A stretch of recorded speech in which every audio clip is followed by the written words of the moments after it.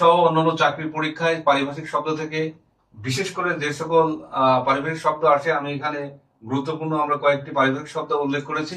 আমরা এটা নাম দিয়েছি পার্ট 1।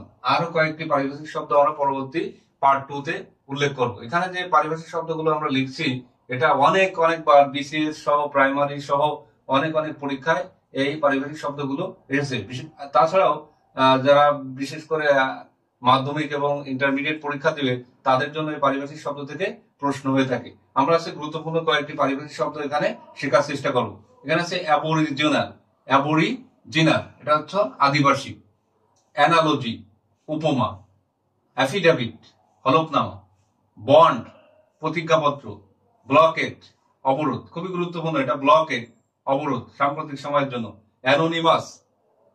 অ্যানোনিমাস বেনামি মানে অনামী পত্র, অ্যানাটমি শরীরবিদ্যা, এটা বিসিএস এ এসেছিল। অ্যাসাসিনেশন গুপ্ত হত্যা, এটাও খুব গুরুত্বপূর্ণ এখনকার জন্য। এরপর রয়েছে অ্যাটেস্টেড সত্যায়িত, ক্যাবিনেট মন্ত্রিপরিষদ, চ্যান্সেলর আচার্য, আরেকটা হচ্ছে ভাইস চ্যান্সেলর, এটা হচ্ছে উপাচার্য। কারফিউ খুব গুরুত্বপূর্ণ, এটা সান্ধ্য আইন, দিল্লি ডাল্লি অযথা দেরি করা, যারা অযথা দেরি করে তাদেরকে পারিভাষিক শব্দ বলা হয় দিল্লি ডাল্লি। এরপর হচ্ছে কাস্টম, খুবই পরিচিত একটা পারিভাষিক শব্দ, প্রথা। তারপর উইজডম, এটা অনেকবার পরীক্ষায় এসেছে, প্রজ্ঞা। ট্রান্সপারেন্ট স্বচ্ছ। অক্সিজেন, এটাও অনেকবার এসেছে, অক্সিজেন বাংলা হচ্ছে অম্লজান। ধন্যবাদ।